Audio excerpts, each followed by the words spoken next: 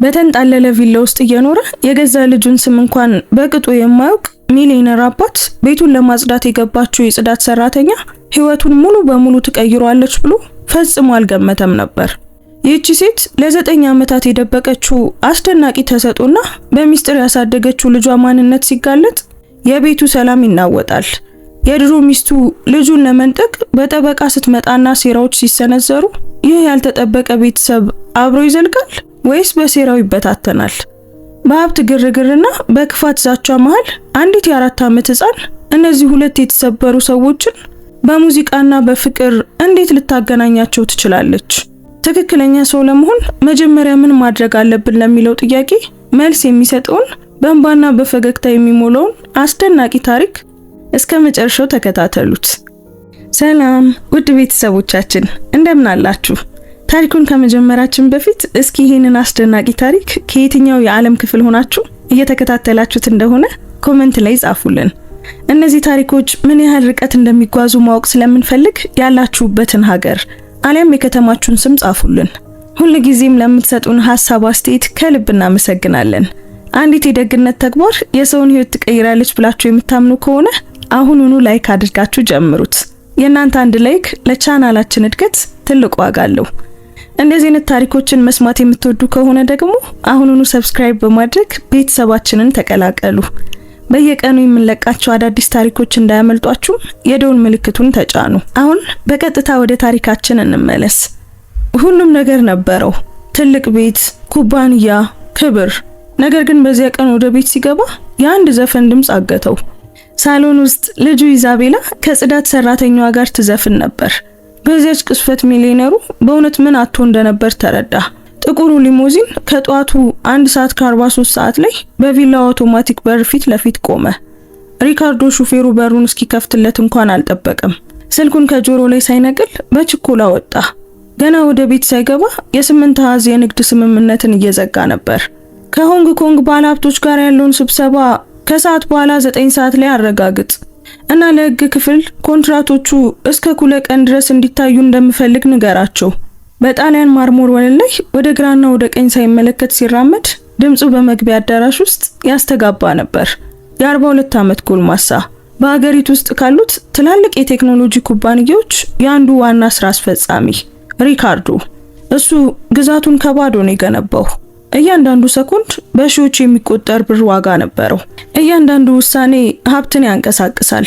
እርሱም ሊቆም የማይችል ነበር። አባዬ! ቀጭን ድምጽ ከደረጃው በኩል መጣ። ኢዛቤላ በእያንዳንዱ እርምጃ ቢጫ ቀሚሷ እየተወዛወዘ በደረጃው ላይ እየሮጠች ወረደች። የ4 ዓመት ልጅ ነበረች እና አባቷ አሁንም ልዕለ ኃያል እንደሆነ ለሚያምን ሰው የሚሰጥ ያንን ፈገግታ ነበራት። ሪካርዶ ለግማሽ ሰከንድ ያህል አይኑን ከስልኩ ላይ ነቀል አደረገ። ሰላም ልዕልቴ፣ አባትሽ አሁን ስራ ላይ ነው። ባጭሩ እጁን አወዛወዘና ወደ ቢሮ ዞር አለ። ኢዛቤላ ደረጃው አጋማሽ ላይ ቆመች። ፈገግታዋ ውሃ እንደሌለው አበባ ጠወለገ። ትናንሽ እጆቿ በተለየ መልኩ ለሱ የሳለችውን ስዕል ይዘው ነበር። ቢጫ ፀሐይ፣ ጠማማ ቤት እና 3 ትናንሽ ሰዎች። ግን እኔ ላንተ ስዕል ስዬ ነበር። የልጅቷ ድምጽ በስተጀርባው የቢሮን በር ለቆለፈው ለሪካርዶ ጆሮ ሊደርስ አልቻለም። በወረቀቱ ላይ ልጅቷ ራሷን አባቷንና አፕሮን የለበሰች ሴት ስላ ነበር። ከስሩ በታላላቅና ጠማማ ፊደላት ቤተሰቤ የሚል ጽሑፍ ተጽፎበት ነበር። ኢዛቤላ የተዘጋውን በር እያየች እዚያው ቆመች። ከጥቂት ሰኮንዶች በኋላ ቀሪውን ደረጃ በቀስታ ወረደችና አንዲት ዩኒፎርም የለበሰች ሴት ቁርስ ወደምታዘጋጅበት ወጥ ቤት ሄደች። እመቤት ሄሌና፣ አባዬ እንደገና ስዕሌን ማየት አልፈለገም። አስተዳዳሪዋ እጆቿን በአፕሮኗ ላይ እየጠረገች ተነፈሰች። በዚያ ቤት ውስጥ ለ6 ዓመታት ሰርታለች እና ያ ትዕይንት በየቀኑ ማለት ይቻላል ሲደጋገም አይታለች። አባትሽ በጣም ስራ ይበዛበታል ልጄ። ላንቺ ሁሉንም ጥሩ ነገር ለመስጠት በጣም ይለፋል። ግን እኔ ሁሉንም ጥሩ ነገር አልፈልግም። አባዬ እኔ የምፈልገው። ቃላቶቹ በጣም ንጹህና እውነተኛ ከመሆናቸው የተነሳ ኤሊና በደረቷ ላይ ጭንቀት ተሰማት። መልስ ከመስጠቷ በፊት የበር ደውል ተደወለ። አዲሷ የቤት ሰራተኛ መሆን አለባት። ሂጂ ሳሎን ውስጥ ተጫወቺ የኔ ውድ፣ እኔ ከፍታለሁ። ኢዛቤላ ትናንሽ እግሮቿን እየጎተተች ማንም በማይቀመጥባቸው ነጭ ሶፋዎች ወደ ተሞላው ግዙፍ ሳሎን ሄደች። በምንጣፉ ላይ ተዘርራ በተበታተኑ አሻንጉሊቶችና የአሻንጉሊት መኪናዎች መጫወት ጀመረች።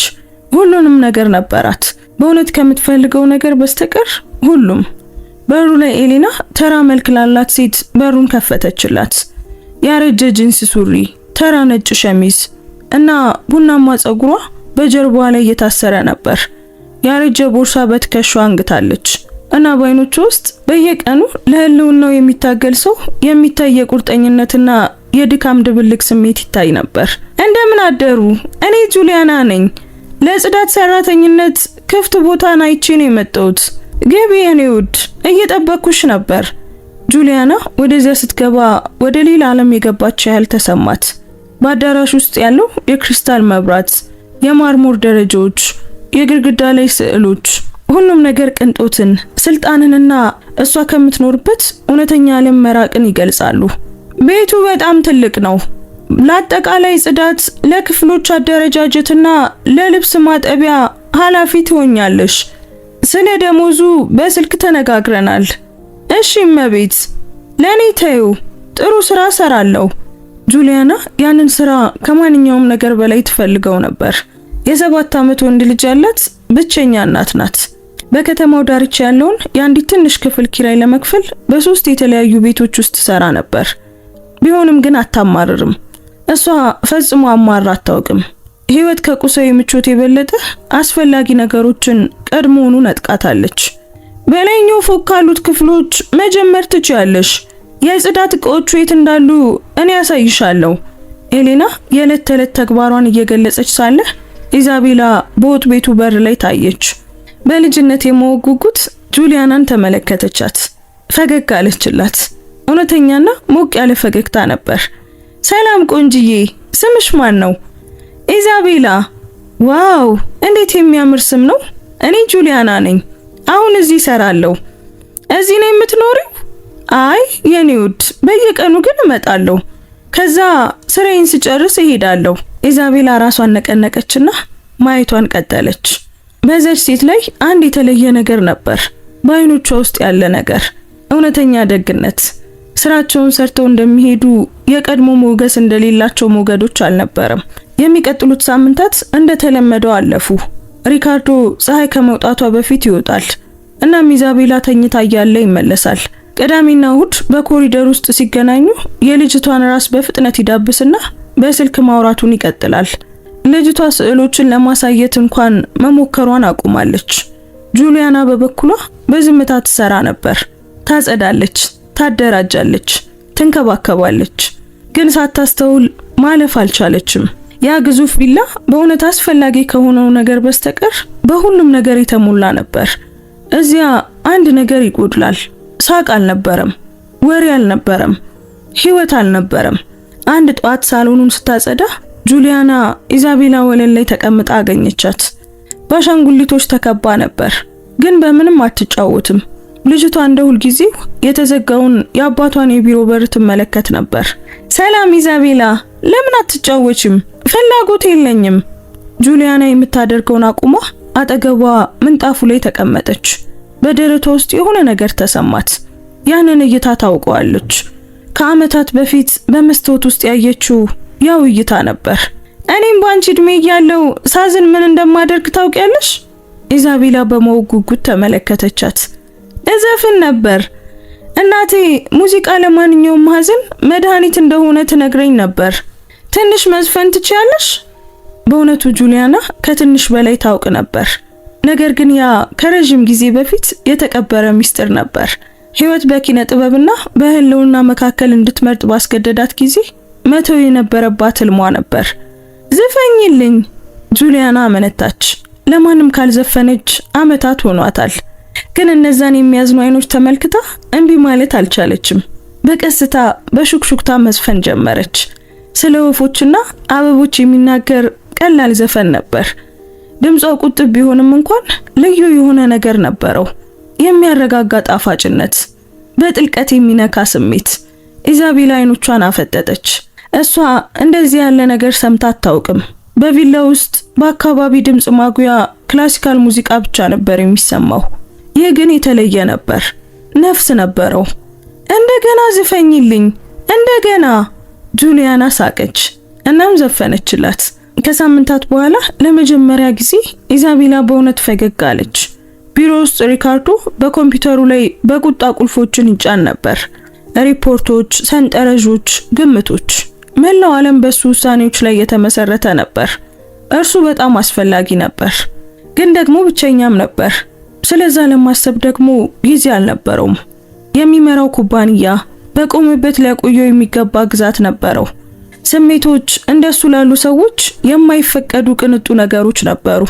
እርሱ ሳያውቅ ግን በውጪ የሆነ ነገር እየጀመረ ነበር። ትንሽ ስስ ግን ኃይለኛ የሆነ ነገር፣ በማንኛውም ህመም የሚፈውሰውን ሁለንተናዊ ቋንቋ በመጠቀም በሁለት ብቸኛ ነፍሳት መካከል የሚገነባ ግንኙነት፣ ድልድይ፣ ሙዚቃ እና በቅርቡ በጣም በቅርቡ ያ ድምጽ ሪካርዶ በልቡ ዙሪያ የገነባቸውን ወፍራም ግድግዳዎች እንኳን ሰብሮ ይገባል። የሚቀጥለው ሳምንት በቪላ ውስጥ እንደ ሌሎቹ ሳምንታት አለፈ። ሪካርዶ ጎህ ሳይቀድ ይወጣል እና ኮከቦች በሰማይ ላይ ሲያንጸባርቁ ይመለሳል። ኢዛቤላ ትነቃለች። ምግብ አብሳይዋ ኤሊና ያዘጋጀችውን ቁርስ ትበላለች። ፈጽሞ ባልጠየቀቻቸው ውድ አሻንጉሊቶች በተሞላው ክፍሏ ውስጥ ብቻዋን ትጫወታለች እና ጁሊያና ከመሄዷ በፊት በምትፈጥራቸው ታሪኮች ታጅባ ትተኛለች። ልምምዱ ሊገመት የሚችልና ባዶ ነበር። ነገር ግን ሐሙስ ጧት አንድ የተለየ ነገር ተከሰተ። ጁሊያና ባልተለመደ ሁኔታ በጥንቃቄ የያዘችውን ያረጀ የጨርቅ ከረጢት ይዛ ወደ ቪላው ደረሰች። ኤሊና ያንን ተጨማሪ ዕቃ ይዛ ጁሊያና በወጥ ቤቱ በኩል ስትገባ ስታይ ተገረመች፣ ግን ምንም አልጠየቀችም። ጁሊያና የራሷ ሚስጥሮች ነበሯት እና እዚያ ያሉት ሁሉ እነሱን ማክበርን ተምረው ነበር። ሳሎኑን፣ ቤተ መጻሕፍቱንና ሪካርዶ አልፎ አልፎ የሚጠቀምበትን ቢሮ ካጸዳች በኋላ ጁሊያና የኢዛቤላን ክፍል ለማደራጀት ወጣች። ልጅቷ በደርዘን የሚቆጠሩ ከውጭ የመጡ አሻንጉሊቶች ተከባ በለስላሳ ምንጣፍ ላይ ተቀምጣ ነበር። ነገር ግን በሆነ የቤቱ ክፍል ተረስቶ ባገኘችው አንዲት አሮጌ የሙዚቃ ሳጥን ብቻ ትጫወት ነበር። ክዳኑ ሲከፈት አንዲት ቅርጽ የሌላት ባለሪና በሐዘን የተሞላ ዜማ እየተሽከረከረች ትጨፍራለች። እንደምን አደርሽ ልዕልቷ? ጁሊያና አካባቢውን በሚያበራ ያውብ ፈገግታ ሰላምታ ሰጠቻት። ኢዛቤላ አይኖቿን አነሳች እና ፊቷ ወዲያውኑ በራ። አክስት ጁሊያና መጣሽ? በእርግጥ መጥቻለሁ፣ እመለሳለሁ ብዬ ቃል ገብቻለሁ እኮ አይደል? ጁሊያና ከልጅቷ አጠገብ ተንበረከከች። እዚያ ምን እያደረግሽ ነው? ይህች ባለሪና ብቻዋን ትጨፍራለች። ኢዛቤላ በ4 ዓመት ልጅ ቁም ነገር ገለጸች።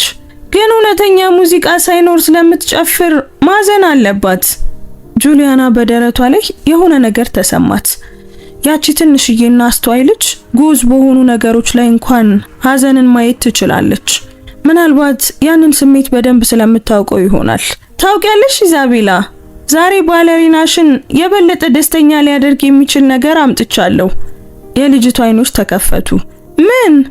ጁሊያና ወደ ቦርሷ ሄደችና በታላቅ ጥንቃቄ ከተቆረጠ እንጨት የተሰራ ጊታር አወጣች። መሳሪያው አዲስ አልነበረም። ጎኖቹ ላይ አንዳንድ ጭረቶች ነበሩበት እና ገመዶቹም ትንሽ አርጅተዋል። ነገር ግን እንደ ውድ ቅርስ በጥንቃቄ ተይዞ ነበር። ጊታር ነው? ኢዛቤላ በማወቅ ጉጉት እየቀረበች ጠየቀች። አኮስቲክ ጊታር ነው የኔ ውድ። እንደ ሳጥኑ ሳይሆን እውነተኛ ሙዚቃዎችን ያሰማል። ጁሊያና በሺዎች የሚቆጠሩ ጊዜያት እንዳደረገው ሰው በፍጥነት ገመዶቹን አስተካከለች። መስማት ትፈልጊያለሽ ኢዛቤላ?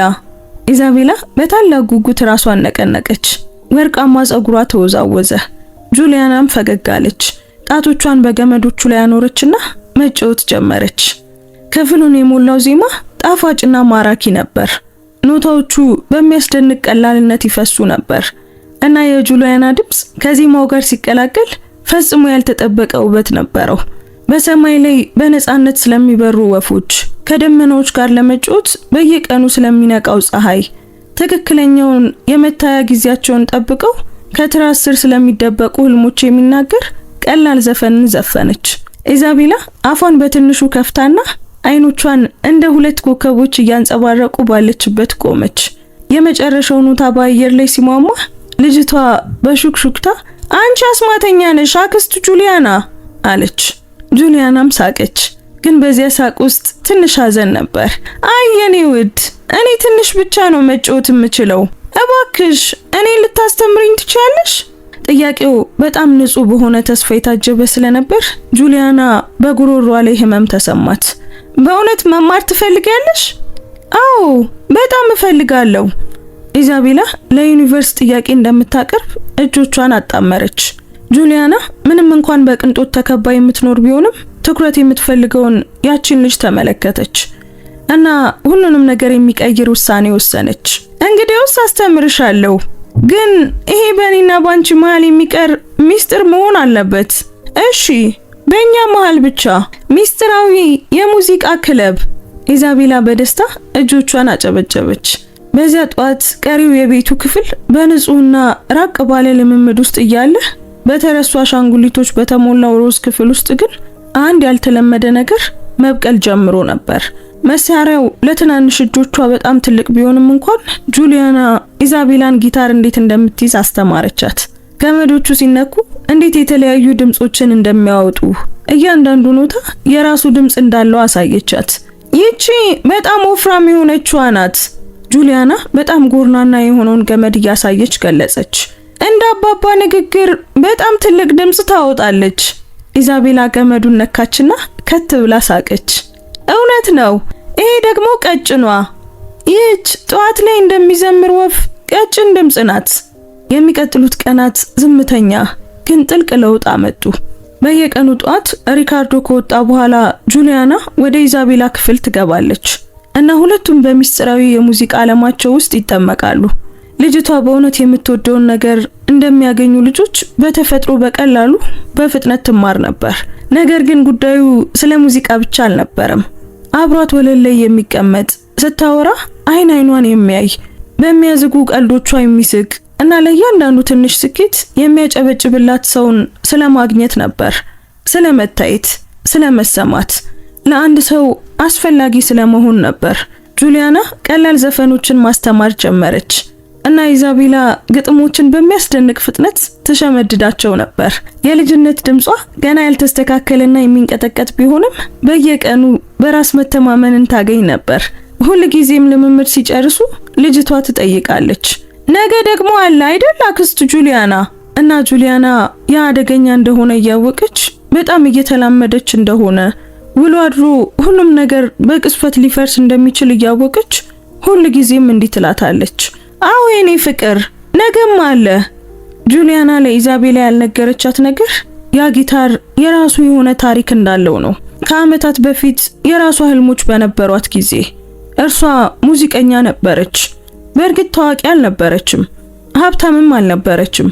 ነገር ግን በትንንሽ መጠጥ ቤቶችና ምግብ ቤቶች ውስጥ ስትጫወት ሰዎች ንግግር እንዲያቆሙና እንዲያዳምጡ ለማድረግ የሚያስችል ልዩ ችሎታ ነበራት። ሙዚቃ ህይወቷ ነበር፣ ማንነቷ ነበር። በየቀኑ የምትነቃበት ምክንያትም ነበር። ህይወት በማታስበው መንገድ ጽናቷን ለመፈተን እስኪወስን ድረስ እንደዛ ነበር። ሂሳቦች ተከማቹ፣ እድሎች ደረቁ እና ጁሊያና በህልሟና በህልውና መካከል እንድትመርጥ ተገደደች። የብዙ ዓመታት ታማኝ ጓደኛዋ የሆነው ጊታር ከእንግዲህ ሊመግቡ ከማይችሉ ተስፋዎች ጋር በቁም ሳጥኑ ግርጌ ተቀመጠ። ነገር ግን ኢዛቤላ አሁን ያንኑ ጊታር በሚያንጸባርቁ አይኖች ይዛ ስታይ ጁሊያና በውስጧ የሆነ ነገር እንደገና ሲወለድ ተሰማት። ያጣችውን ህልም እውን ስለማድረግ አልነበረም፣ ሌላ ሰው የራሱን ህልም እንዲያገኝ ስለመርዳት ነበር። በዚያ ሳምንት አርብ አንድ ያልተጠበቀ ነገር ተከሰተ። ኢዛቤላ በክፍሏ ውስጥ ብቻዋን እየዘፈነች ሳለ ምግብ አብሳያዋ ኤሊና ምሳ ዝግጁ መሆኑን ለመናገር ወጣች። ሴትዮዋ በከፊል በተከፈተው በር ውስጥ የሚያልፈውን ያንን ጣፋጭ ድምጽ ሰምታ ኮሪደሩ ላይ ቆመች። ወደ ክፍሉ ገብታ ትዕይንቱን ስታይ አፏን ከፍታ ቀረች። ልጅቷ እንደዚህ መስፈን ከጀመረች ቆየች። ጁሊያናና ኢዛቤላ ተያዩ። አብረንን ሚስጥራዊ ክለባችን ነው፣ ኢዛቤላ በቁም ነገር ገለጸች። ግን ከፈለግሽ መግባት ትችያለሽ አክስት ኤሊና። በቤት ውስጥ ለረጅም ዓመታት የሰራችው የ50 ዓመቷ ኤሊና አይኖቿ በእንባ ተሞልተው አልጋው ላይ ተቀመጠች። ኢዛቤላ እንደዚህ ደስተኛ ሆና አይቻት አላውቅም፣ ለጁሊያና በሹክሹክታ ተናገረች። ተሰጧለሽ እመቤት። ጁሊያና ግን ራሷን ነቀነቀች። ተሰጦ የሷ ነው። እኔ እንዲያብብ ብቻ ነው የረዳሁት። በቪላው ሁለተኛ ፎቅ ላይ ያ የሙዚቃና የፍቅር ትይዩ ዓለም እያደገ ሲሄድ ሪካርዶ በስብሰባዎች በድርድርና በድርጅታዊ ስኬቶች የተሞላውን የዕለት ተዕለት ስራውን ቀጥሏል። ልጁ ስትዘፍን ለመስማት አይችልም። ዘግይቶ ወደ ቤት ይገባል። ስትነቃም ፈገግቷን አያይም። ምክንያቱም በጣም በማለዳ ይወጣል። የፋይናንስ ሪፖርቶች የመኝታ ጠረጴዛውን ይይዛሉ። ኢሜሎች የእንቅልፍ እጦት የሚያጋጥመውን ሌሊቶች ይሞሉታል። እና ኢዛቤላ በብቃት ሰራተኞች በሚገባ የምትመራ አንዲት ተጨማሪ ኃላፊነት ሆና ቀረች። አንድ ሰኞ ግን ሁሉም ነገር ተቀየረ። ሪካርዶ የነበረው ስብሰባ በድንገት ተሰረዘ። ከቶኪዮ የሚመጣው ጃፓናዊ ደንበኛ በታይፉን ምክንያት ጉዞውን ማስተላለፍ ነበረበት እና በወራት ውስጥ ለመጀመሪያ ጊዜ ሪካርዶ ከሰዓት በኋላ ነፃ ጊዜን አገኘ። ከሰዓት በኋላ በ9 ሰዓት ወደ ቤት በድንገት ተመለሰ። ይህም ፍጹም ያልተለመደ ነገር ነበር። በዋናው በር ሲገባ የእግሩ ድምፅ በባዶ የመግቢያ አዳራሽ ውስጥ አስተጋባ። ኤሌና ወጥ ቤት ውስጥ አልነበረችም።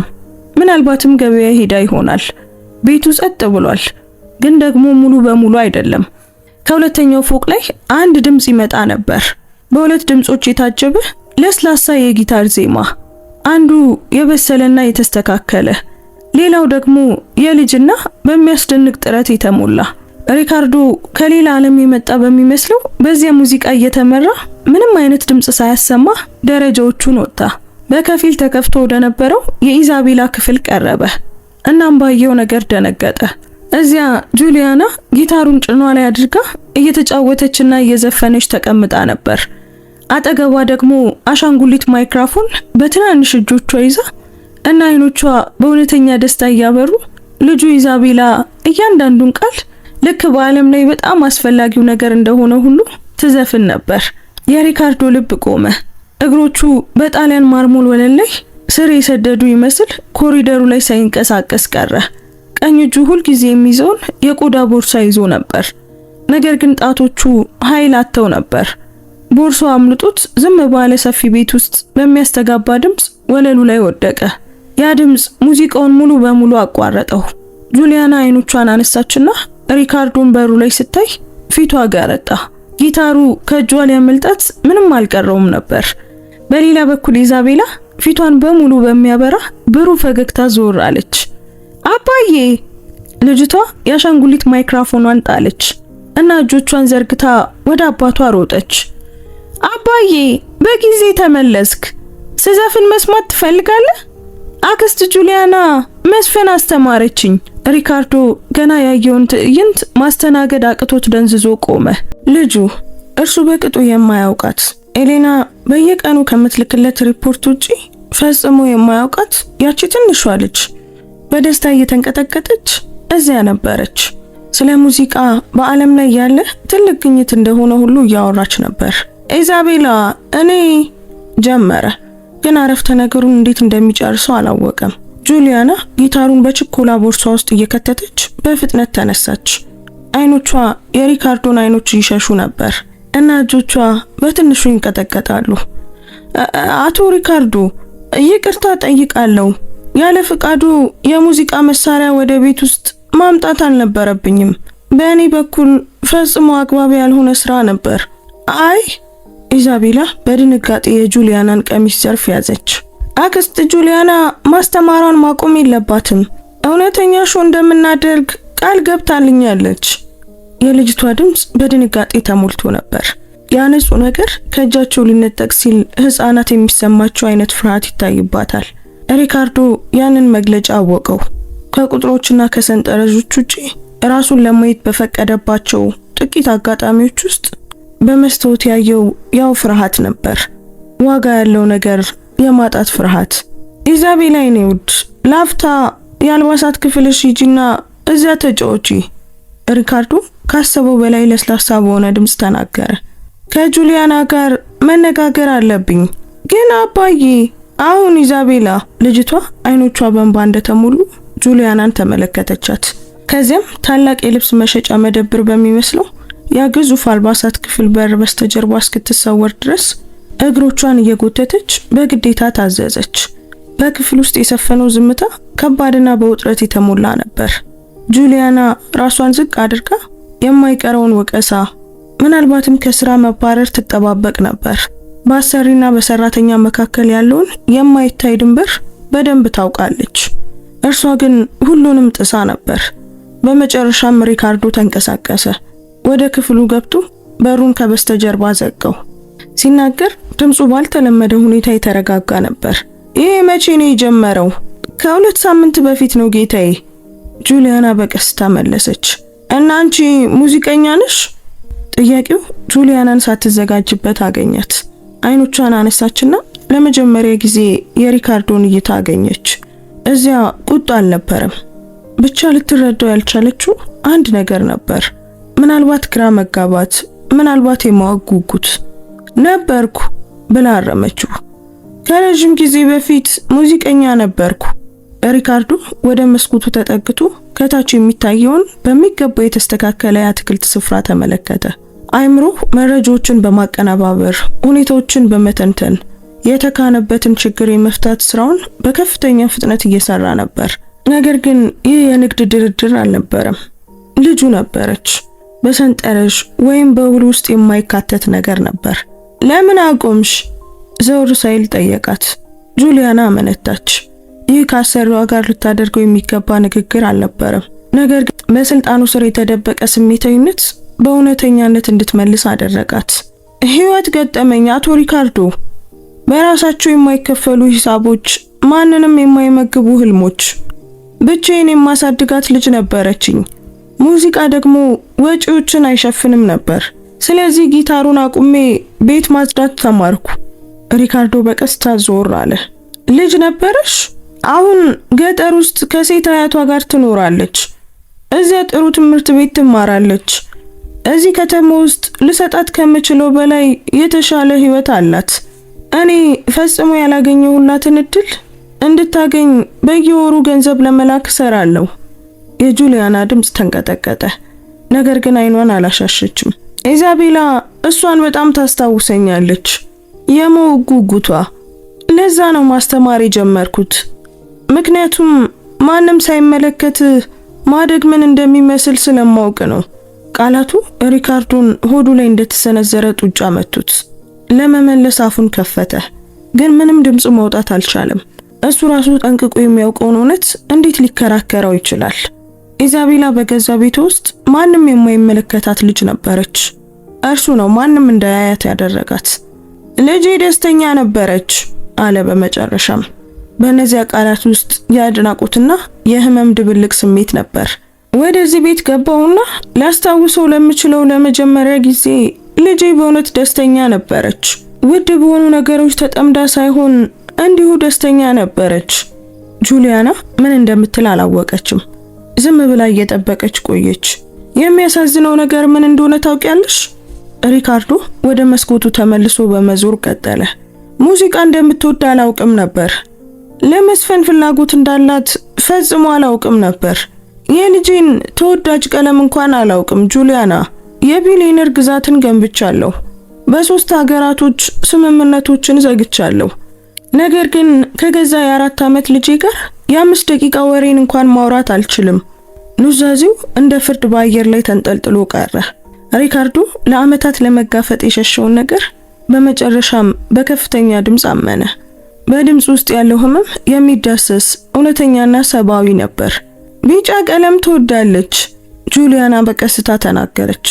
ለዛ ነው በቻለችው ቁጥር ያችን ትንሽዬ ቢጫ ቀሚስ የምትለብሰው እና ወደ ቤት ከመመለሳቸው በፊት ከልጆች ጋር ለመጫወት ከሰማይ ስለሚወርዱ ከዋክብት ታሪክ ስነግራት ደስ ይላታል። ጨለማ ትፈራለች፣ ነገር ግን ትልልቅ ልጆች መፍራት የለባቸውም ብላ ስለምታስብ መፍራቷን ለማንም አትናገርም። እያንዳንዱ ቃል አዲስ መገለጥ ነበር።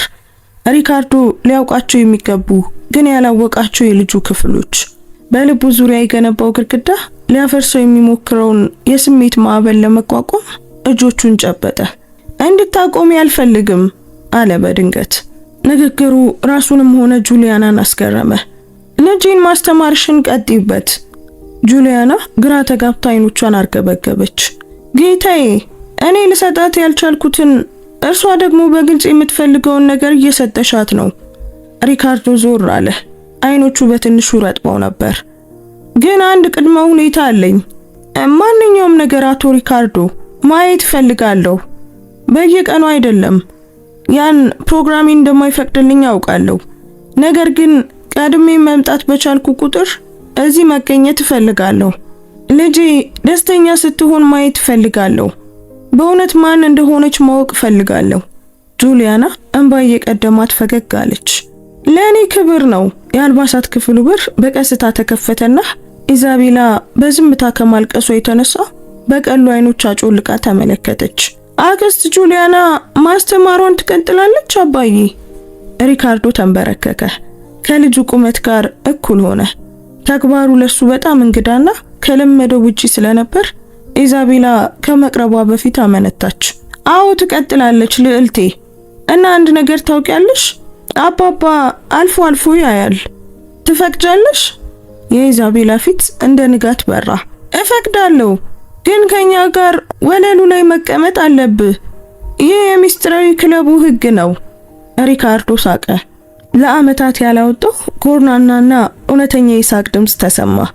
የሚስጥራዊ ክለቡ ህግ በጣም ጥሩ። ይህ ክለብ ስንት ህጎች ነው ያሉት? በጣም ብዙ ናቸው አባዬ። ኢዛቤላ ሮጣ የጁሊያናንና የሪካርዶን እጆች ይዛ ለማገናኘት ሞከረች። እና የመጀመሪያው ህግ ሙዚቃው ሲያልቅ ሁሉም ሰው እጅ ለእጅ መያያዝ አለበት። ልክ እንደ አስማታዊ ምስጋና ነው። ጁሊያናና ሪካርዶ በኢዛቤላ ራስ በላይ ተያዩ እና በመካከላቸው አንድ ነገር አለፈ። በእርግጥ የፍቅር ስሜት አልነበረም፣ ሊሆንም አይችልም። አግባብ ያልሆነም ነገር አልነበረም። የጋራ መግባባት ነበር።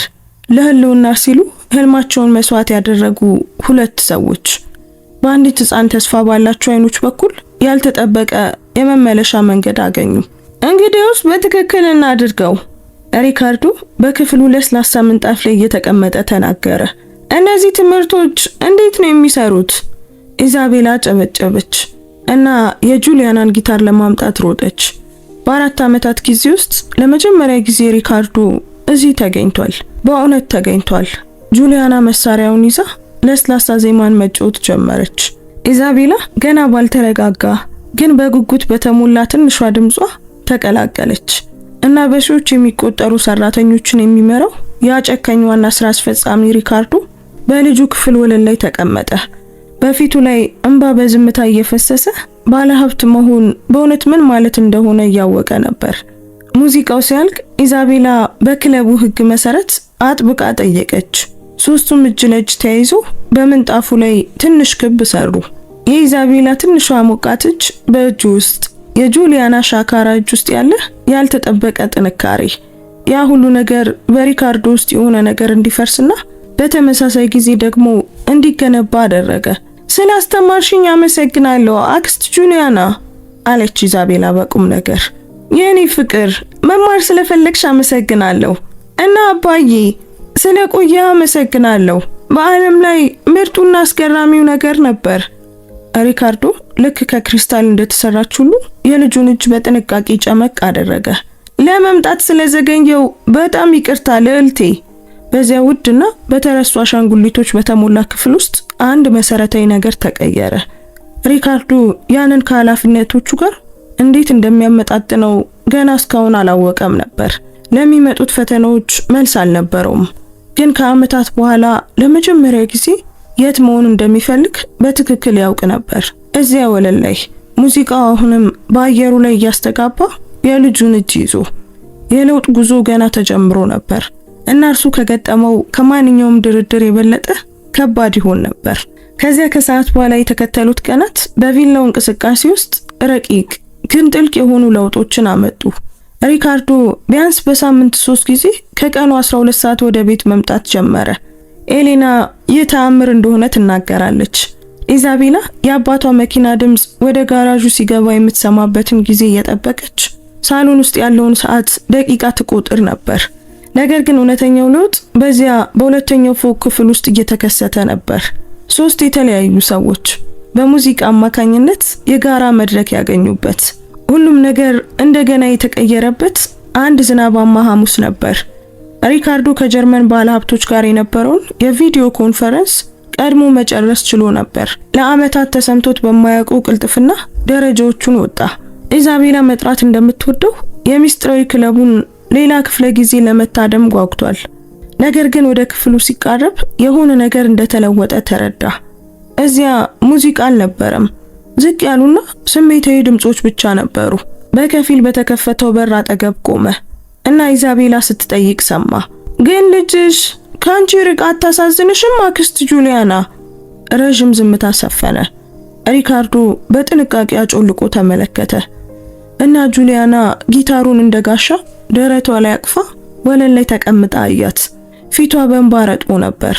አዎ ታሳዝነኛለች የኔ ፍቅር፣ ልክ እኔ ከሷ ርቄ እንደማዝነው ሁሉ። ነገር ግን አንዳንድ ጊዜ አንድን ሰው በእውነት ስንወድ ለዚያ ሰው የተሻለ ህይወት ለመስጠት አስቸጋሪ ምርጫዎችን ማድረግ አለብን። እንዴት አይነት? ኢዛቤላ ከጁሊያና አጠገብ ተቀምጣ ነበር። ህፃናት የአዋቂዎችን ንግግር ለመረዳት ሲሞክሩ በሚያሳዩት ቁም ነገር የተሞላ መግለጫ ጠየቀቻት። ጥሩ ትምህርት ቤት፣ ሞቅ ያሉ ልብሶች፣ ሲያስፈልግ መድኃኒት ለመግዛት ራቅ ብሎ መስራት። አያቷ በሚገባ ትንከባከባታለች ታውቂያለሽ። እና በየእሁዱ ደውላለሁ፣ እናወራለን ስለ ትምህርቷ፣ ስለ ጓደኞቿ፣ ስለምታነባቸው መጽሐፍት ትነግረኛለች። ስንት ዓመቷ ነው? 9። ስሟ ኢዛቤል ይባላል። ሪካርዶ በደረቱ ላይ ጭንቀት ተሰማው። ኢዛቤል የጁሊያና ልጅ ስም። እድሜ ህልም ነበራት። እርሱ ስለ ኩባንያ ውህደትና ግዢ ሲጨነቅ ቤቱን የምታጸዳው ያቺ ትሁት ሴት በህይወት ለመቆየት ከገዛ ልጇ ጋር መሆንን መስዋዕት እያደረገች ነበር። ኢዛቤልን ማወቅ እፈልጋለሁ አለች ኢዛቤላ በህፃናት ግልጽነት። ጓደኛ ማቾች የምንሆን ይመስለኛል። እሷ ሙዚቃ ትወዳለች አክስት ጁሊያና? ጁሊያና በእንባ በታጀበ ሳቅ ሳቀች። በጣም ትወዳለች። እሷ ከኔ የተሻለ ትዘፍናለች። በጣም የሚያምር ድምጽ ስላላት የትምህርት ቤቷ መምህር ሁል ጊዜ እንድታቀርብ ይጠይቋታል። እንግዲያውስ አንቺን ትመስላለች ማለት ነው። ኢዛቤላ እጆቿን አጨበጨበች። ልክ አባባ የእሱን እልህኝነት እንደወሰድኩት እንደሚናገረው ማለቴ ነው። በዚህ ጊዜ ነበር ሪካርዶ ወደ ውስጥ ለመግባት የወሰነው። አስቀድሞ በተከፈተው በር በቀስታ አንኳኳ። ሁለቱም ዞር አሉ። ጁሊያና ወዲያውኑ እንባዋን ጠረገችና ሙያዊ መልክ ለመያዝ ሞከረች። ነገር ግን ሪካርዶ እጁን አነሳ። መደበቅ አያስፈልግሽም ጁሊያና፣ የግል ጊዜያችሁን በመረበሽ ይቅርታ። አባዬ? ኢዛቤላ ወደሱ ሮጠች። አክስት ጁሊያና ልክ እንደኛ የምትዘፍን ልጅ አላት፣ ግን እሷ ገጠር ከአያቷ ጋር ነው የምትኖረው። ይህ ያሳዝናል አይደል አባዬ? ሪካርዶ ከልጇ አጠገብ ተንበረከከ። በጣም ያሳዝናል ልዕልቴ፣ በጣም። ወለል ላይ ተቀምጣ ወደ ነበረችው ጁሊያና ተመለከተ። በአሰሪ ፊት ሆና ፈጽሞ በማታሳየው ሁኔታ ተጎድቶ ነበር። ሪካርዶ በዚያ ቅስፈት አንድ ውሳኔን ወሰነ። ከንግድ አመክንዮ ሳይሆን ከጥልቅና ከሰብአዊነት የመጣ ውሳኔ። ጁሊያና፣ የግል ጥያቄ ልጠይቅሽ እችላለሁ? አመነታች። ከዚያም ራሷን ነቀነቀች። ለምን በሙያዊ ደረጃ መጫወት አቆምሽ? ማለቴ ስትጫወች አይቼሻለሁ። ልዩ ተሰጥኦ አለሽ። ቆይ በትክክል ምንድነው የተፈጠረው? ጁሊያና በእጆቿ ያለውን ጊታር ተመለከተች። ድምጽ ሳታወጣ ጣቶቿን በገመዶቹ ላይ አሳረፈች። በመጨረሻም ስትናገር ድምጿ ፈጽሞ ባልዳና አሮጌ ህመም ተሞልቶ ነበር። በመጠጥ ቤቶችና በምግብ ቤቶች ውስጥ እጫወት ነበር፣ ግን ምንም የሚያምር ነገር አልነበረውም። ግን በህይወት ለመኖር የሚያስችለኝን ያህል አገኝ ነበር። ደስተኛ ነበርኩ። ኢዛቤልን እንደምጠብቅ ባወኩ ጊዜ የበለጠ ተነሳሳው።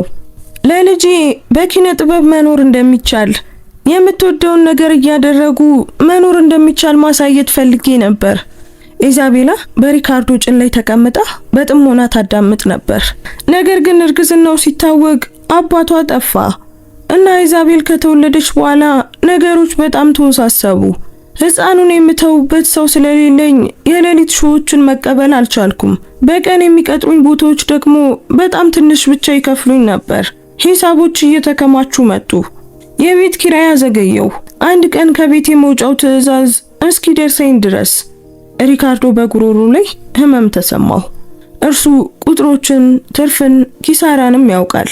ነገር ግን ከራስ በላይ መጠለያን ለማቆየት በቂ ገንዘብ ማጣት ምን ማለት እንደሆነ አስቦ አያውቅም።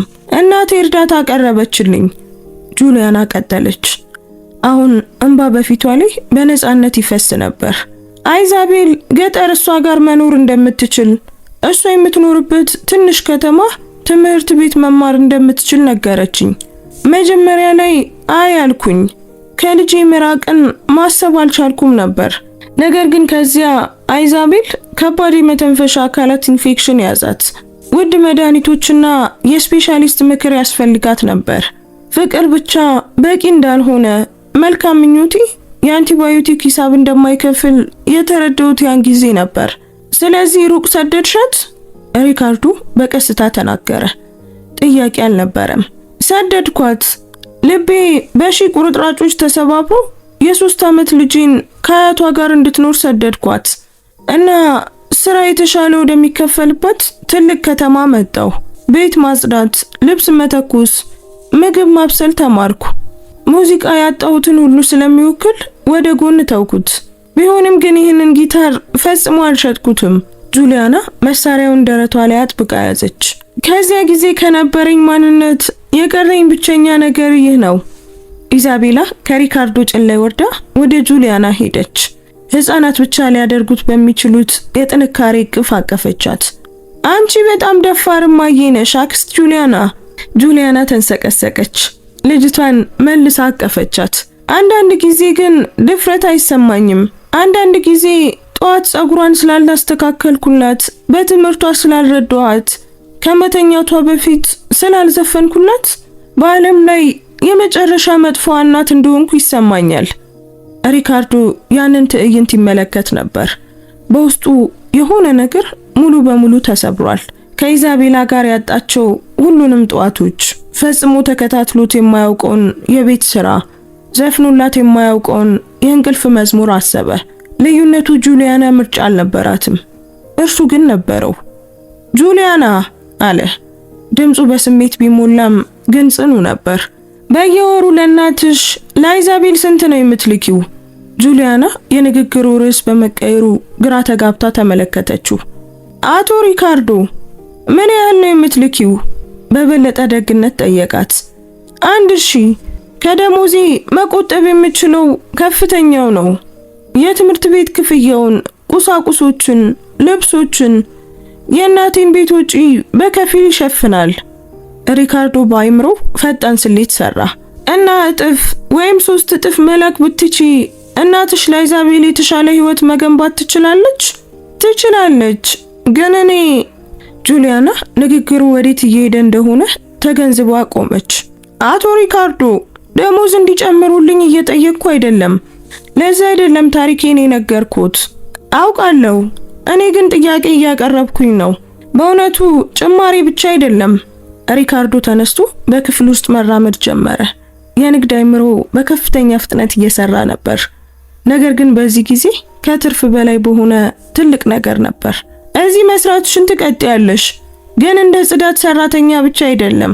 የኢዛቤላ የሙዚቃ መምህር እንድትሆኚ እፈልጋለሁ።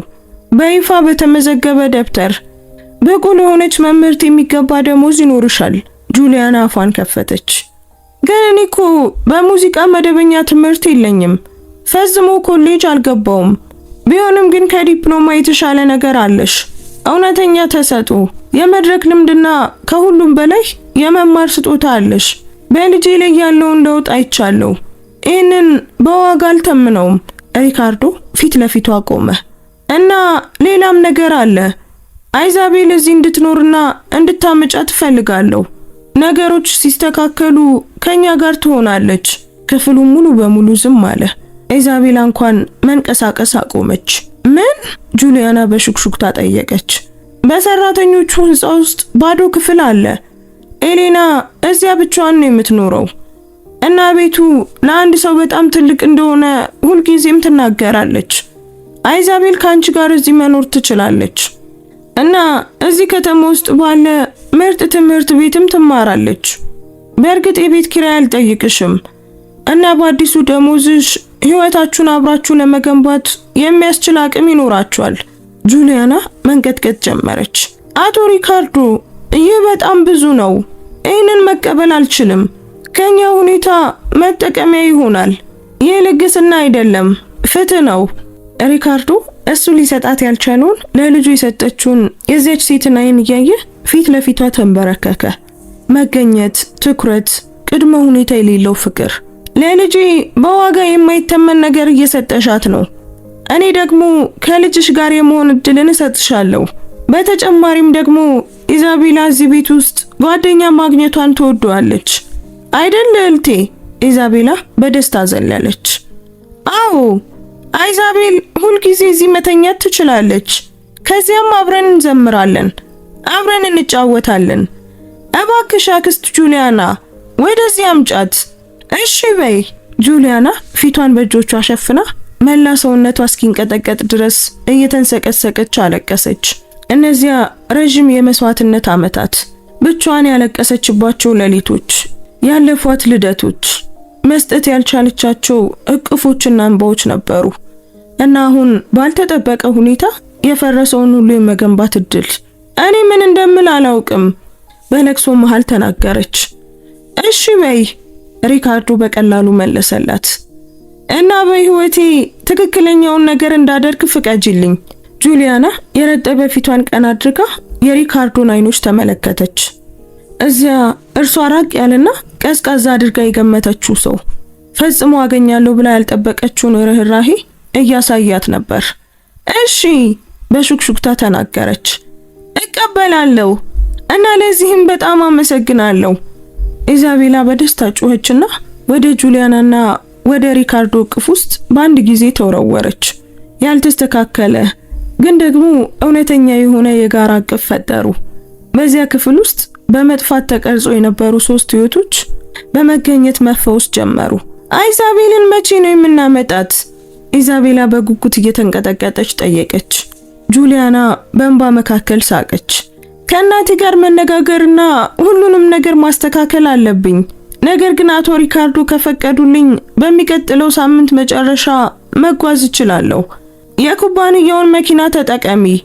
ሪካርዶ ወዲያውኑ ሐሳብ አቀረበ። እና ኢዛቤላንም ይዘሻት ሂጂ። አብረው ከመኖራቸው በፊት ቢተዋወቁ ይሻላል። ኢዛቤልን እንዳውቃት ነው። ኢዛቤላ በክፍል ውስጥ በደስታ እየዞረች ሮጠች። ኢዛቤልን እንዳውቃት ነው። ሕፃኗ ስታከብር ሪካርዶና ጁሊያና ከቃላት በላይ የሚናገር እይታን ተለዋወጡ። ምስጋና፣ ተስፋና አንዳንድ ጊዜ በህይወት በጣም አስፈላጊ ለውጦች ባልተጠበቁ ጊዜያት እንደሚከሰቱ እውቅና መስጠት። እናም እንደ ሚስጥራዊ የሙዚቃ ክለብ የጀመረው ነገር ወደ አንድ ትልቅ ነገር እየተቀየረ ነበር። በደም ሳይሆን በደግነት ምርጫና በሁለተኛ እድል የተሳሰረ ያልተጠበቀ ቤተሰብ። ሪካርዶ በዚያ ሌሊት እንቅልፍ አልወሰደውም። በቪላ ውስጥ ባለ ቢሮ እስከ ሌሊቱ 9 ሰዓት ድረስ ቆየ። እንደ ከዚህ በፊቱ ውሎችን እየገመገመ ወይም ኢንቨስትመንቶችን እየመረመረ ሳይሆን ሙሉ በሙሉ የተለየ ነገር እያደረገ ነበር። ጁሊያና ህልሟን እንደገና እንድትገነባ እንዴት መርዳት እንደሚችል እያቀደ ነበር። የትርፍና የኪሳራ ሰንጠረዦችን ሳይሆን ለሙዚቃ መሳሪያዎች የሚሆን የበጀት ሰንጠረዥ ከፈተ። ስለ ሙዚቃ ትምህርት ቤቶች፣ ስለ ስነ ጥበብ ትምህርት ማህበራዊ ፕሮግራሞች፣ ስለ ማህበረሰብ ቦታዎች መረመረ። በእያንዳንዱ ግኝት ከዓመታት የሚሊዮኖች ድርድር የበለጠ ጉልበትና ህያውነት ተሰማው። ፀሐይ ስትወጣ ሪካርዶ እቅድ ነበረው። በሚቀጥለው ጠዋት ለ2 ዓመታት ያህል ያላደረገውን ነገር አደረገ። ከኢዛቤላ ጋር ሙሉ ቁርስ በላ። በ15 ደቂቃ የተቻኮለ ሳይሆን ለአንድ ሙሉ ሰዓት ስለ ሁሉም ነገርና ስለ ምንም ነገር እያወሩ። ኢዛቤላ ስለ አንድ ህልም ነገረችው። ከሰማይ ስለወረደች ኮከብ ነበር እና ሪካርዶ ልጁ አስደናቂ ቅዠት እንዳላት ተረዳ። አባዬ የተለየ ትመስላለህ። ኢዛቤላ በጃም የተቀባ ቶስት እያኘከች ራሷን ወደ ጎን ዘንበል አድርጋ ተመለከተች። የተለየ ነህ፣ የተለየ ግን ደግሞ ብሩህ ነህ። ልክ አክስት ጁሊያና ፈገግ ስትል እንደምትመስለው። የእይታዋ ቀላልነት ሪካርዶን በጥልቀት ነካው። በእርግጥም እሱ ተለውጦ ነበር። ከዓመታት በኋላ ለመጀመሪያ ጊዜ በባንክ አካውንቱ ላይ ዜሮዎችን ከመጨመር ውጪ የሆነ ዓላማ ነበረው። ልክ በ2 ሰዓት ጁሊያና ስትመጣ ሪካርዶ ሳሎን ውስጥ ይጠብቃት ነበር። ስታየው ደነገጠች። እንደምን አደሩ አቶ ሪካርዶ? ምን ነው የሆነ ነገር ተፈጥሯል እንዴ? እባክሽ እዚህ ተቀመጪ። ስለ አንድ አስፈላጊ ነገር ላናግርሽ እፈልጋለሁ። ጁሊያና በጭንቀት በሶፋው ጫፍ ላይ ተቀመጠች። ኤሊና ትኩስ ቡናና ብስኩት ይዛ መጣችና ወዲያውኑ በዝምታ ተሰወረች። ስለ ትላንቱ ንግግራችን እያሰብኩ ነበር፣ ሪካርዶ ጀመረ። ስለ 5 ቤቶችን ስለማጽዳትሽ፣ ስለ አይዛቤል፣ ወደኋላ ስለ ተውሻቸው ህልሞችሽ። ሪካርዶ፣ እኔ ያንን የነገርኩ እንድታዝንልኝ ብዬ አይደለም። አይ ይሄ ማዘን ሳይሆን እውቅና መስጠት ነው። ወደፊት ጠጋለ። ጁሊያና፣ አንቺ ልዩ ተሰጥቷለሽ። በ2 ሳምንታት ውስጥ ብቻ ኢዛቤላ ባንቺ ስር እንዴት እንደለመለመች አይቻለሁ። ይህ ነገር የተለመደ አይደለም። ሙዚቃ በመጠቀም የሰዎችን ህይወት መለወጥ ስትቺ በቀን ለ16 ሰዓታት ቤት ማጽዳት ማለት ይህንን ተሰጥኦ ማባከን ወንጀልም ጭምር ነው። ጌታዬ፣ ገንዘብ ሲኖር ይህንን ማለት ቀላል ነው። የኔ እውነታ ግን ከዚህ የተለየ ነው። ግን እውነታውን መለወጥ ብንችልስ? ጁሊያና ፊቷን አኮሳተረች። አልገባኝም። ሪካርዶ ጠረጴዛው ላይ የነበረውን ፎልደር አወጣ። ትላንት ማታ አንዳንድ ስሌቶችን ሰርቻለሁ። ሌሎቹን 4 ቤቶች ትተሽ ሙዚቃ በማስተማር ላይ ብቻ ተኩሪ። ያንኑ የኑሮ ደረጃ ለመጠበቅና አይዛቤልን ለመርዳት የሚሆን ገንዘብ ከዚህ ታገኛለሽ። ሪካርዶ፣ ይህ እብደት ነው። ዝም ብዬ ያንን ማድረግ አልችልም። ለምን? አጥብቆ ጠየቀ። ጁሊያና መነታች። ከዚያም የሚያስፈልጋትን የገንዘብ መጠን በቁጥር ተናገረች። ሪካርዶ ራሱን ነቀነቀ እና ፎልደሩን ከፍቶ የታተሙ ሰነዶችን አሳያት። ይህ መደበኛ ነው የሚሆነው ጁሊያና፣ የዚህ ቤት ነዋሪ እንድትሆኚና ኢዛቤላን እንድታስተምሪ። በእርግጥ ግን በአካባቢው ላሉ ሌሎች ልጆችም በሩን መክፈት እፈልጋለሁ። የሰራተኞች ልጆች፣ የግል ትምህርት ለመክፈል ለማይችሉ ቤተሰብ ልጆች። ፈጽሞ የማልጠቀምበትን የሙዚቃ ክፍል ወደ ትንሽ ስቱዲዮን ቀይረዋለን። ጁሊያና አይኖቿ በሰነዶቹ ላይ ፈጠጡ። የምርህን ነው? ሙሉ በሙሉ የማቀርብልሽ ደሞዝ አንቺ ከጠቀስሽው 3 እጥፍ ነው። በቀን 6 ሰዓት ከሰኞ እስከ አርብ ትሰሪያለሽ እዚህ ብቻ እና ቅዳሜና እሁድ ነጻ ትሆኛለሽ። በተጨማሪም አይዛቤልን ለማምጣት የጉዞ ወጪውን ሙሉ በሙሉ ሸፍናለሁ እና ከፈለግሽ ደግሞ እናትሽንም ከልጅሽ ጋር እዚህ ከተማ ውስጥ እንዲኖሩ ማምጣት እንችላለን። በህንጻ ውስጥ አፓርታማ አለኝ። ጁሊያና ልትቆጣጠራቸው ከመቻሏ በፊት እንባዎቿ በፊቷ ላይ መፍሰስ ጀመሩ። ቆይ ለምንድን ነው ይሄንን የምታደርገው? ምክንያቱም ልጄን መልሰሽ ስለሰጠሽኝ፣ ምክንያቱም በስህተት እየኖርኩ እንደነበር ስላሳየሽኝ። ሪካርዶ ከገዛ ስሜቱ ጋር እየታገለ ቆመ። ምክንያቱም ግዛት ለመገንባት አመታትን አሳልፌ ህይወትን መገንባትን ረስቻለሁ እና ሀብቴን ተጠቅሜ አንቺ ህልምሽን እንድትገነቢ ስረዳሽ የሌሎች ልጆች ህይወትን የምትለውጪ ከሆነ ያኔ ገንዘቡ በትክክልም እውነተኛ ዓላማ ይኖረዋል። ጁሊያና ፊቷን በእጆቿ ሸፍና ተንሰቀሰቀች። ከኩሽና ሆና ሁሉንም ነገር የሰማችው ኤሊና እንባዋን በመሐረቧ እየጠረገች ነበር። ምን እንደምል አላውቅም፣ ጁሊያና በእንባ መካከል ተናገረች። ከትናንትና ጀምሮ የሆነውን ነገር ለማመን ተቸግሬያለሁ። ግራ ገብቶኛል። እሺ በይ፣ ለራስሽ እንደገና ህልም ለማየት እድል ስጪው። ጁሊያና ሰነዶቹን ከዚያም ደግሞ ሪካርዶን ተመለከተች እና በመጨረሻም ራሷን በመስማማት ነቀነቀች። ከደረጃው ጩልቃ ስትመለከት የነበረችው ኢዛቤላ እየሮጠች ወርዳ ጁሊያና አቅፍ ውስጥ ገባች።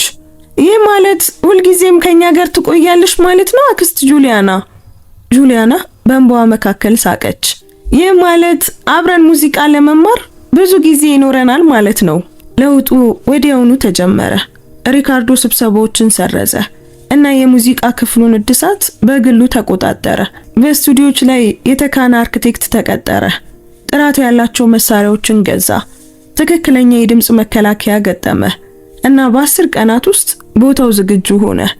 ጊታሮች፣ ኪቦርዶች፣ ማይክሮፎኖችና ትንሽ የልጆች ድራም ሳይቀር ያለው ምቹ አካባቢ። ጁሊያና ለአመታት የሰራችባቸውን ቤተሰቦች በስሜት ካመሰገነች በኋላ ሌሎቹን ቤቶች ለቀቀች። ዜናው በአካባቢው በፍጥነት ተሰራጨ። ከአንድ ሳምንት በኋላ 5 ልጆች ለነጻ ትምህርት ተመዘገቡ። ግን ሁሉም ነገር ቀላል አልነበረም። ለውጡ ያልተጠበቁ ፈተናዎችን አመጣ። በአዲሱ አሰራር በ3ኛው ሳምንት ሪካርዶ ወደ ቤት ሲገባ ጁሊያናን ባዶ በሆነው የሙዚቃ ክፍል ውስጥ ስታለቅስ አገኛት። ከምሽቱ 1 ሰዓት ሆኖ ትምህርቶቹም አልቀው ነበር። ጁሊያና ምንድነው? የተፈጠረ ነገር አለ? እንባዋን በፍጥነት ጠረገች። ይቅርታ ጌታዬ፣ ምንም አይደለም። አይ በግልጽ የሆነ ነገርማ አለ። ንገሪኝ፣ ምንድነው ጁሊያና? ጁሊያና በጥልቀት ተነፈሰች። ዛሬ ጠዋት ከኢዛቤል ትምህርት ቤት ተደወለልኝ። እሷ እዚህ ለመላመድ እየተቸገረች ነው። እናቷ የጽዳት ሰራተኛ መሆኗን ስላወቁ ሌሎች ልጆች እያሾፉባት ነው። ልጆቹ በጣም ጨካኝ እየሆኑባት ነው። ኢዛቤል መቼ እንደምወስዳት ጠየቀችኝ እና እኔ የጁሊያና ድምፅ ተቆራረጠ። ትክክለኛ ምርጫ ማድረጌን አላውቅም። ምናልባት እንደነበርኩት መቀጠል ነበረብኝ። ቢያንስ ያ የማውቀው ህይወት ነበር። ሪካርዶ አጠገቧ ተቀመጠ። ጁሊያና፣ ለውጡ ሁልጊዜም ያስፈራል፣ በተለይ ደግሞ ለውጡ የምንወዳቸውን ሰዎች ሲያካትት። ነገር ግን በፊት ህይወት አልነበረሽም። ዝም ብለሽ እየተቸገርሽ ነበር።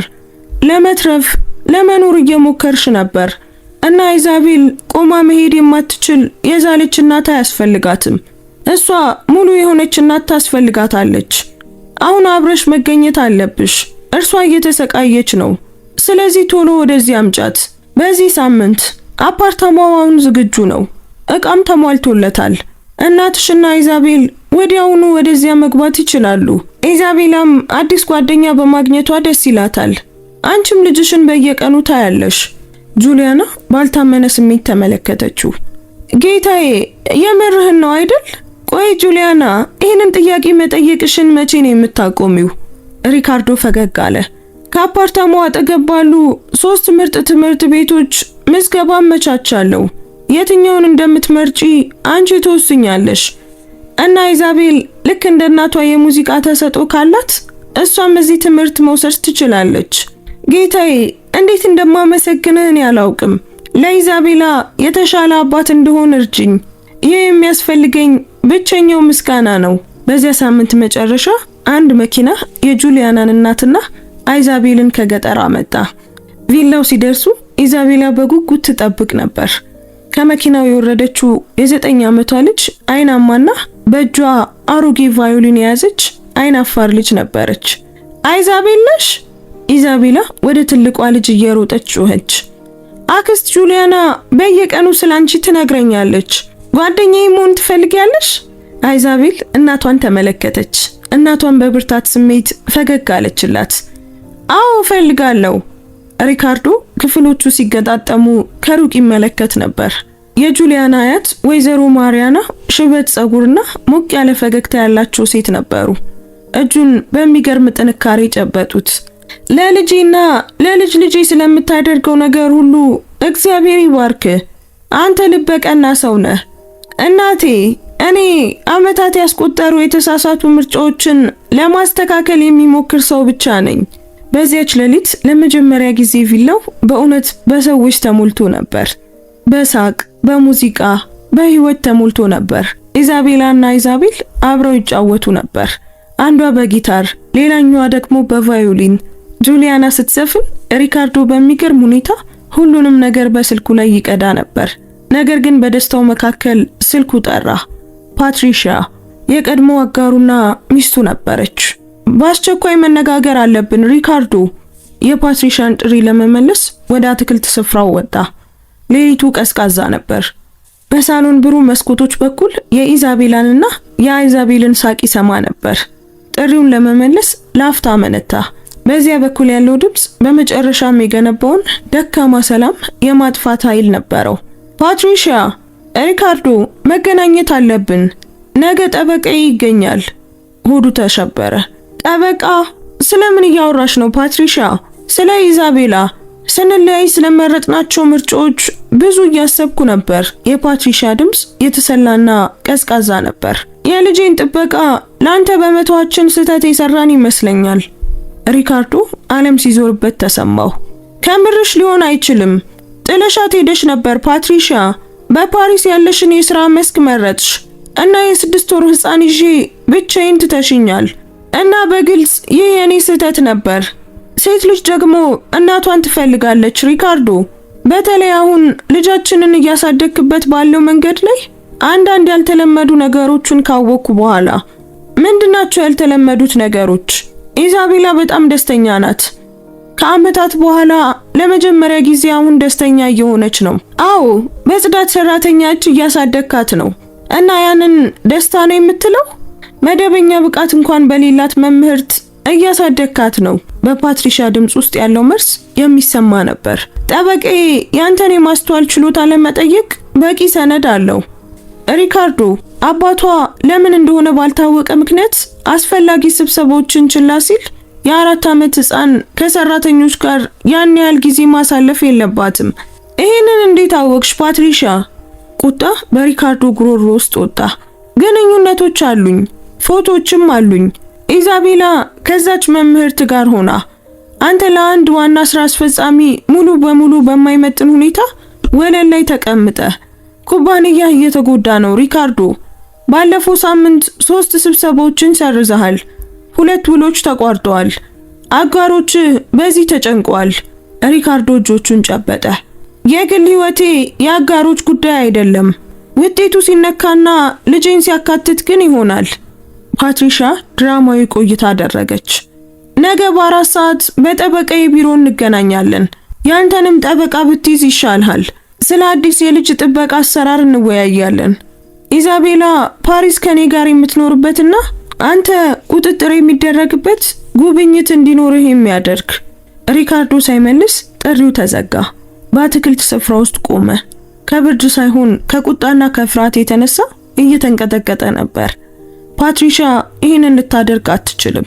ከ4 ዓመታት ሙሉ በሙሉ መጥፋት በኋላ አሁን ተመልሳ ይህን ማድረግ አትችልም። አይ በተለይም ደግሞ አሁን አይሆንም። አባት መሆንን እየተማረ ባለበት ወቅት አይሆንም። ወደ ውስጥ ሲመለስ ፊቱ በጣም ተጎድቶ መሆን አለበት።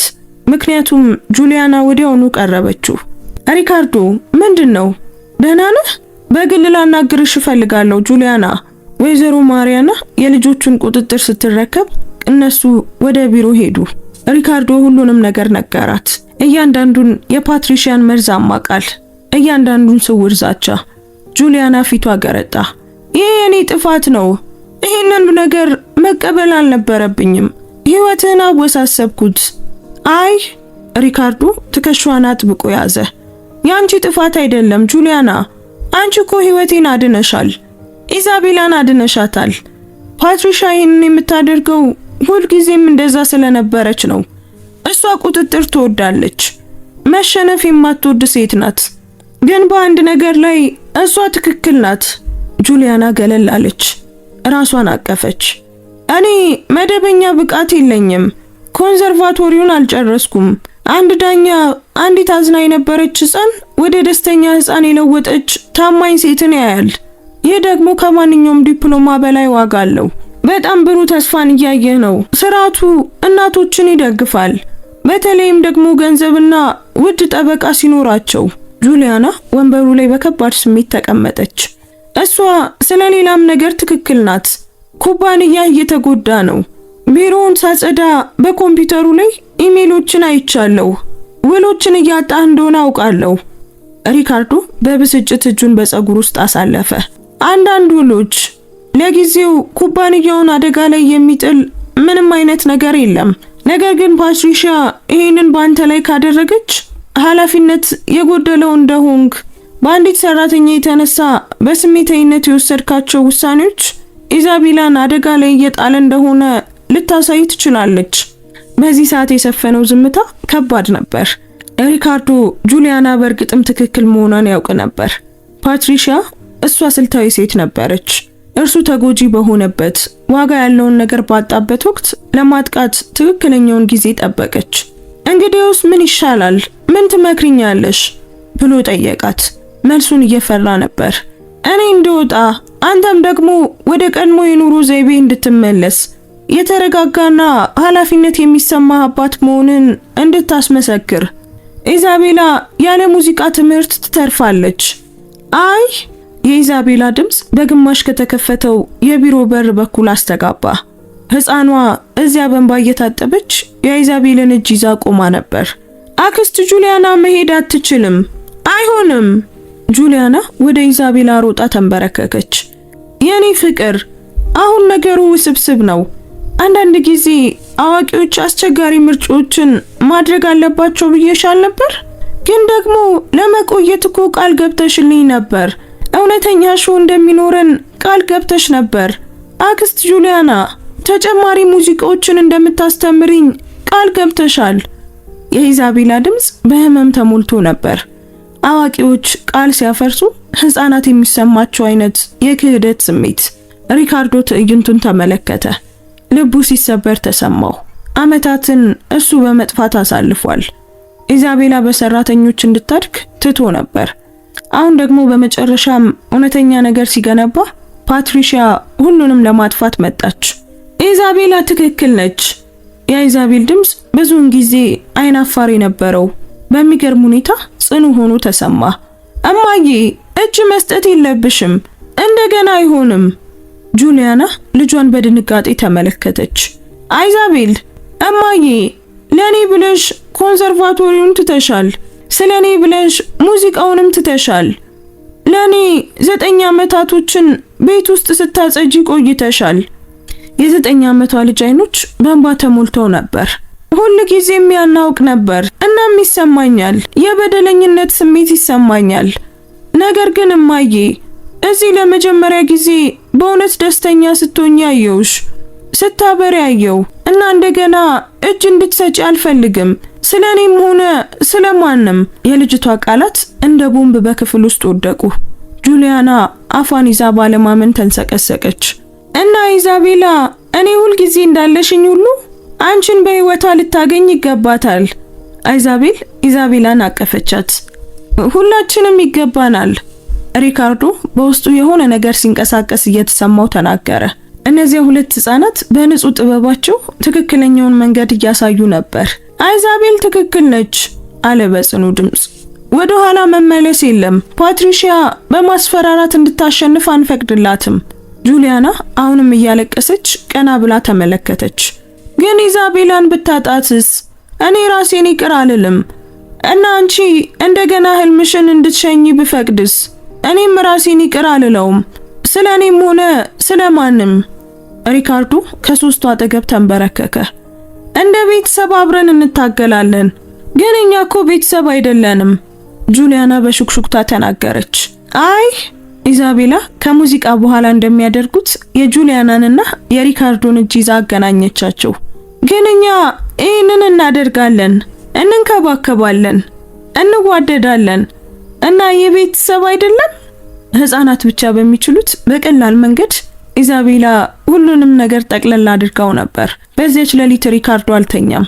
ከኃላፊነቶቹ ሳይሸሽ ግን እያደራጃቸው እስከ ንጋት ድረስ ሰራ። ለፕሮግራሙ ማስተካከያ እንደሚያደርግ ነገር ግን ኩባንያውን እንደማይጎዳ በመግለጽ ለአጋሮቹ ኢሜል ላከ። ወሳኝ ስብሰባዎችንም አቀደ። ሊወከሉ የሚችሉትን ደግሞ ወከለ እና በእውነት አስፈላጊ ለሆኑት ቅድሚያ ሰጠ። ከጧቱ 1 ሰዓት ላይ ለሚያውቀው ምርጥ የቤተሰብ ጠበቃ ደወለ። ማርቆስ በአስቸኳይ ይፈልጋለሁ። በ4 ሰዓት ስብሰባ ላይ ሪካርዶ ተዘጋጅቶ መጣ። ፓትሪሺያ እንደ ሁልጊዜው በጣሊያን ብራንድ ልብስና ፍጹም በሆነ ሜካፕ ተውባ ነበር። ጠበቃዋ የሻርክ አይን ያለው መካከለኛ እድሜ ላይ ያለ ሰው ቀድሞውኑ በጠረጴዛው ላይ የሰነድ ክምር ነበረው። ሪካርዶ ስለመጣ ደስ ብሎኛል። በቀጥታ ወደ ጉዳዩ እንሂድ። ፓትሪሺያ በልበ ሙሉነት እግሯን አቆላልፋ ተቀመጠች። የኢዛቤላን ሙሉ ጥበቃ ፈልጋለሁ። በረፍት ጊዜ ቁጥጥር በሚደረግበት ሁኔታ ልትጎበኛት ትችላለህ። አይ ቃሉ ቀላል ግን ደግሞ ጽኑና ለድርድር ቦታ የሌለው ሆኖ መጣ። ፓትሪሺያ ተቃውሞ ባለመጠበቋ አይኖቿን አርገበገበች። የ6 ወር ህፃን እያለች አንቺ ጥለሻት ሄደሻል። የልደት ስጦታም አላክሽም። የቪዲዮ ጥሪ አላደረግሽም። አንድም ቀን እንዴት እንደሆነች እንኳን አልጠየቅሽም። ሪካርዶ የራሱን ፎልደር ከፈተ። ሙሉ በሙሉ መጥፋትሽን የሚያረጋግጡ የ4 ዓመት መዝገቦች አሉኝ እና አሁን ሙሉ ጥበቃ ትፈልጊያለሽ? ለምንድን ነው? ምክንያትሽ ምንድን ነው? የፓትሪሺያ ጠበቃ ጣልቃ ለመግባት ሞከረ። ደንበኛዬ ባለፉት ጊዜያት ስራዋን እየገነባች ነበር። ደንበኛ ምርጫ አድርጋለች። እኔ ደግሞ ያንን አከብራለሁ። ግን በድንገት ሴት ልጅ እንዳላት ስላስታወሰች የኢዛቤላን ህይወት እንድታጠፋ አልፈቅድላትም። ፓትሪሺያ ጠረጴዛውን መታች። ለልጄ ደስታን በመለሰች ጎበዝ አስተማሪ እየተረዳው ነው እና ያቺ አስተማሪ በ5 ጣቷ ውስጥ አንቺ ባለፉት 4 ዓመታት ካሳየሽው የበለጠ ፍቅርና ቁርጠኝነት አላት። የሪካርዶ ጠበቃ ማርቆስ ሰነዶቹን ጠረጴዛው ላይ አስቀመጠ። የምስክሮች ቃል፣ የልጁን አዎንታዊ እድገት የሚያሳዩ የሕክምና ማስረጃዎችና ጤናማ ስሜታዊ ትስስርን የሚያሳዩ ቪዲዮዎች አሉን። በተጨማሪም የፓትሪሺያ ሙሉ በሙሉ የመጥፋት ታሪክ አለን። በእኔ በኩል ቸልተኝነት መኖሩን በፍጹም ማረጋገጥ አትችሉም፣ ፓትሪሺያ ተከራከረች። ነገር ግን ድምጿ በራስ መተማመን አጥቶ ነበር። አያስፈልገንም። ማረጋገጥ ያለብን ኢዛቤላ ባለችበት ቦታ ላይ የተሻለ ሁኔታ ላይ መሆኗን ብቻ ነው። ይህ ደግሞ በጣም ቀላል ይሆናል። ስብሰባው ለ3 አስጨናቂ ሰዓታት ቀጠለ። ዛቻዎች ተሰነዘሩ፣ ምላሾችም ተሰጡ። ነገር ግን በመጨረሻ ሪካርዶ ወደ ኋላ እንደማይመለስና ፓትሪሺያ ጠንካራ የሕግ መሰረት እንደሌላት ግልጽ ሲሆን ስምምነት ላይ ተደረሰ። ፓትሪሺያ በቁጥጥር ስር ሆና እንድትጎበኝ በአመት የ1 ወር እረፍት እንድታገኝ፣ ነገር ግን የልጁ ጥበቃ በሪካርዶ ስር እንዲቆይ ተወሰነ። ከቢሮ ሲወጣ ሪካርዶ ዝሎ ነበር፣ ግን እፎይታ ተሰማው። ጦርነቱን ሙሉ በሙሉ አልተሸነፈም ነበር። ወሳኝ የሆነ ድል አግኝቷል። ወደ ቤት ሲደርስ አይዛቤልንና ጁሊያናን በሙዚቃ ክፍል ውስጥ አገኛቸው። ጁሊያና ጊታር ስትጫወት እና ሁለቱ ልጆች ፍጹም ባልሆነ ግን በሚያምር ስምምነት ሲዘምሩ የሆነ ነገር እየተለማመዱ ነበር። ሲያዩት ኢዛቤላ ሁሉንም ነገር ትታ ሮጠች። አባዬ ምን ሆነ? አክስቴ ትቆያለች? ሪካርዶ ልጁን አጥብቆ አቀፋት። አዎ ትቆያለች ልዕልቴ፣ ማንም ከዚህ አይሄድም። ጁሊያና በኢዛቤላ ራስ ላይ አሻግራ ተመለከተችው እና በእነዚህ አይኖች ውስጥ ምስጋናና ጥልቅ የሆነ ነገር ነበር። እስካሁን ማንም ስም ሊሰጠው ያልተዘጋጀለት ነገር። አሁን አለ ሪካርዶ ወለሉ ላይ እየተቀመጠ፣ ሾው እያዘጋጃችሁ እንደሆነ ሰምቻለሁ እና ልምምዱን ማየት እችላለሁ? ከቀናት በኋላ ለመጀመሪያ ጊዜ ደስ የሚል ሙዚቃ ቤቱን እንደገና ሞላው። ፍጹም ባልሆነ ሙያዊ ባልሆነ መንገድ ግን ደግሞ በጣም ጠቃሚ በሆነ ነገር፣ በእውነተኛ ፍቅር የተሞላ ነገር። ግን በዚያ በውጪ ፓትሪሺያ መኪና ውስጥ ተቀምጣ በስሌት አይኖች ቪላውን ትመለከተው ነበር። ገና አላበቃም። ከፓትሪሺያ ጋር ከተደረገው ስብሰባ 3 ሳምንታት አለፉ። ቤቱ አዲስ ምት፣ ፍጹም ያልሆነ ግን እውነተኛ ስምምነት አግኝቶ ነበር። ሪካርዶ ፕሮግራሙን ሙሉ በሙሉ አዋቀረ። ኃላፊነቶችን በማካፈልና በእውነት አስፈላጊ ለሆኑት ብቻ ቅድሚያ ሰጠ። ኩባንያው በለውጡ መትረፍ ብቻ ሳይሆን በበለጠ ሚዛናዊነትና በአይምሮ ግልጸኝነት መመራት ሲጀምር ባልተጠበቀ መንገድ እድገት አገኘ። የሙዚቃ ትምህርቶችም አደጉ። አሁን 12 ልጆች ነበሩ።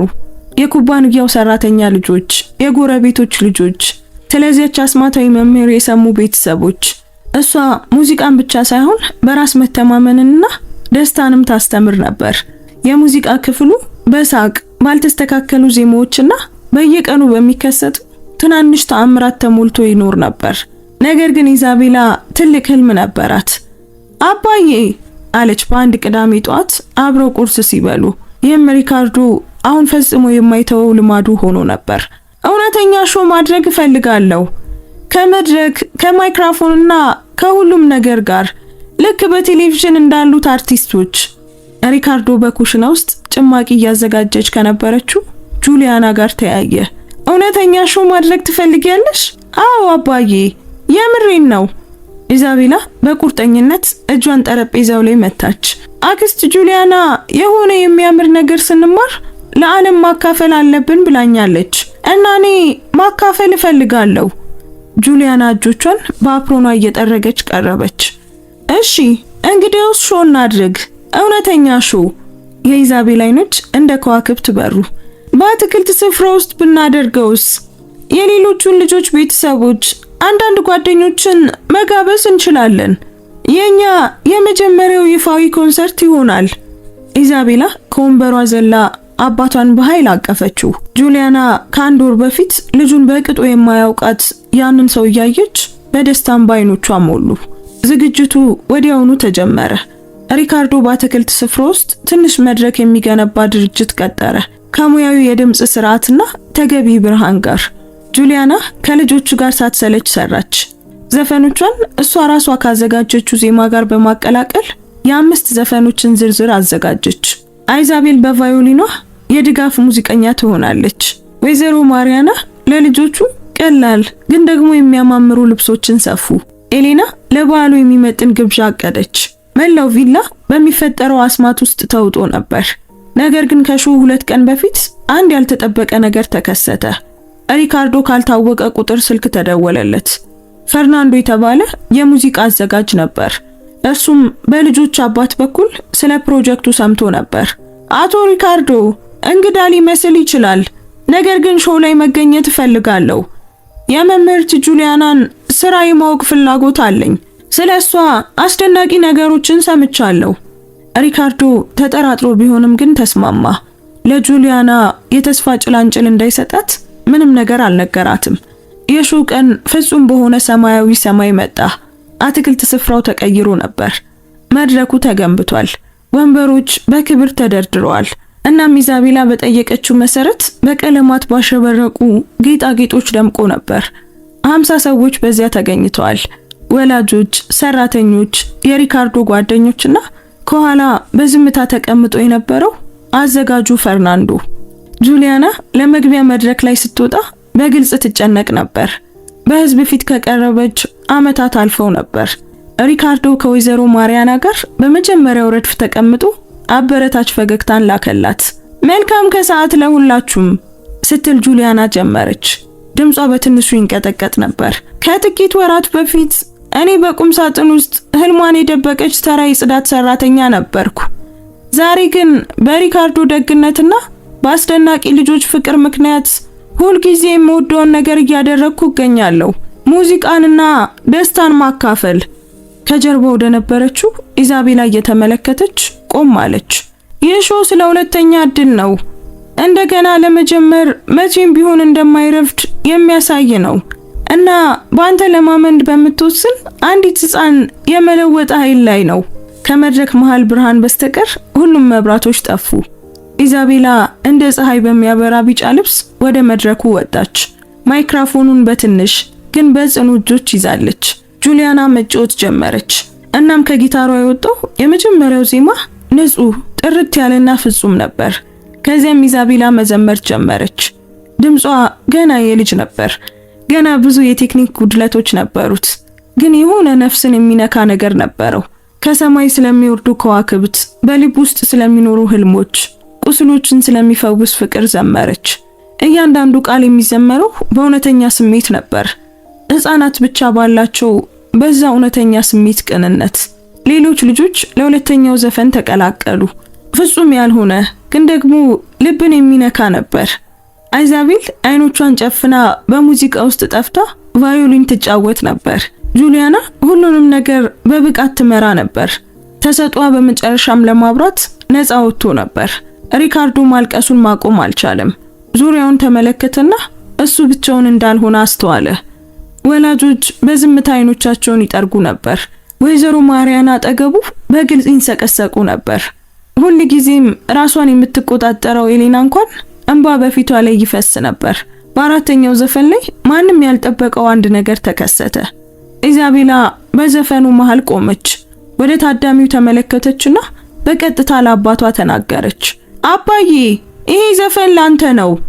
ጁሊያና ቀስ ያለ ዜማ ጀመረች እና ኢዛቤላ በትንሽ ድምጿ ዘመረች። በፊት አታየኝም ነበር፣ ሳውቅህ ርቀ ነበር፣ ግን ወደኔ ተመለስክ። እናም አሁን አይሃለሁ። ፍቅር እዚህ ውስጥ ነው የሚኖረው። መፈለግ አያስፈልግም። ልብን ከፍተ ፍቅር እንዲገባ መተው ብቻ ነው የሚያስፈልገው። ግጥሙ ቀላል ነበር፣ በግልጽ በጁሊያና እርዳታ የተጻፈ። ሪካርዶ ይህ ሙሉ በሙሉ አሸነፈው። እንባውን ለመደበቅ አልሞከረም። ልጁ ስለ ይቅርታ፣ ስለ አዲስ ጅምር፣ አብረው ስላደረጉት ጉዞ ስትዘምር እንባው በነፃነት እንዲፈስ ተወው። የመጨረሻው ዘፈን ሲያልቅ ዝምታ ሰፈነ። ላፍታ ማንም አልተንቀሳቀሰም። ከዚያም አንድ ሰው ማጨብጨብ ጀመረ። ሌላኛውም ተከተለ። በሰከንዶች ውስጥ መላው አትክልት ስፍራ በታላቅ ጭብጨባ ተሞላ። ልጆቹ ጁሊያና እንዳስተማረቻቸው አጎንብሰው አመሰገኑ። ኢዛቤላ በቀጥታ ወደ አባቷ አቅፍ ሮጠች። እናም ሪካርዶ በዓለም ላይ ካሉ ውድ ነገሮች ሁሉ በላይ አድርጎ አቀፋት። እወድሃለሁ አባዬ፣ ስለ ቆየህ አመሰግናለሁ። እወድሻለሁ የኔ ልዕልት፣ እንዴት ጥሩ አባት መሆን እንዳለብኝ ስላስተማርሽኝ አመሰግናለሁ። ህዝቡ ወደ ግብዣው መበተን ሲጀምር ፈርናንዶ ወደ ጁሊያና ቀረበ። መምህርት ጁሊያና፣ እኔ ፈርናንዶ ሲልቫ እባላለሁ። የሙዚቃ አዘጋጅና የከተማው ኮንሰርቫቶሪ ዳይሬክተር ነኝ። ጁሊያና ወዲያውኑ ደነገጠች። አቶ ሲልቫ የልጆቹን የቴክኒክ ጉድለት ለመተቸት ከመጡ የሥራ ዕድል ላቀርብልሽ ነው የመጣሁት። በቀስታ ንግግሯን አቋረጠ። ዜማን ብቻ ሳይሆን ነፍስን የሚያስተምሩ፣ ድምፅን ብቻ ሳይሆን ህይወትን የሚለውጡ መምህራን ያስፈልጉናል። አንቺ ለዛ ብርቅዬ ስጦታ አለሽ። በኮሌጅ ውስጥ የማይገኝ ድንቅ ስጦታ ነው። ጁሊያና የምትለው ነገር ጠፋባት። ይህ ቦታ ተመጣጣኝ ደሞዝ፣ ሙሉ የፈጠራ ነፃነትና ስራሽን ለከተማው በመቶዎች ለሚቆጠሩ ችግረኛ ልጆች የማስፋት ትልቅ እድል አለው እና ከመጠየቅሽ በፊት አዎ፣ መደበኛ ዲፕሎማ አያስፈልግሽም። ስራሽ ስለ ራሱ ይናገራል። ሁሉንም ሰምቶ የነበረው ሪካርዶ ከጁሊያና አጠገብ ታየ እና እዚህም የግል ትምህርቷን መቀጠል ትችላለች። ይህ ድርድር አይደረግበትም። ፈርናንዶ ፈገግ አለ። በእርግጥ እንዲያውም ኢዛቤላና አንዳንድ ልጆች በአመታዊ ዝግጅቶቻችን ላይ እንዲሳተፉ ፈልጋለሁ፣ ፈቃደኛ ከሆናችሁ ማለቴ ነው። ጁሊያና ለማመን እየሞከረች አፏን ሸፈነች። ወደ እነሱ የሮጠችው ኢዛቤላ የጁሊያናን ቀሚስ ያዘች። ተቀበያለሽ አክስት ጁሊያና? እኔ ምን እንደምል አላውቅም። እሺ በይ።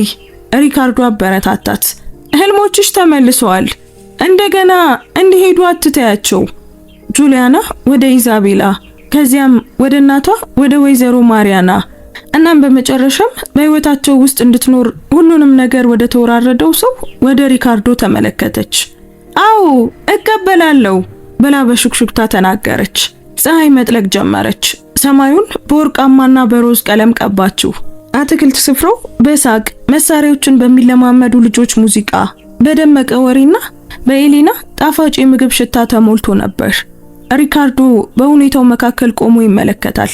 ከ3 ወራት በፊት የቤት በከባድ ዝምታ ተሞልቶ ነበር። ዛሬ ደግሞ በህይወትና በፍቅር የተሞላ ንቁ ቤት ሆኗል። ኢዛቤላ እንደገና ወደሱ ሮጣ እጁን ጎተተችው። አባዬና አክስት ጁሊያና ለሁሉም ሰው ዳንስ ልታስተምር ነው።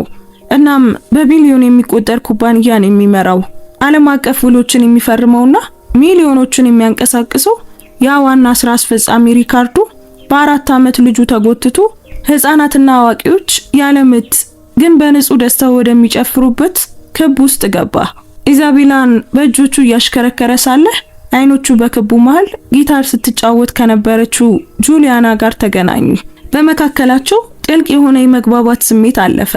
ገና ፍቅር አልነበረም፣ ግን የሆነ መሰረታዊ ነገር ነበር። ባዶ ከነበረ ህይወት እርስ በርስ በመረዳዳታቸው የታየ የጋራ ምስጋና ነበር። በዚያ ምሽት ሁሉም ሰው ከሄደ በኋላ ኢዛቤላ የመጫወቻ ማይክሮፎኗን አቅፋ ከተኛች በኋላ ሪካርዶና ጁሊያና ከዋክብትን እያዩ በአትክልት ስፍራው ደረጃዎች ላይ ተቀመጡ።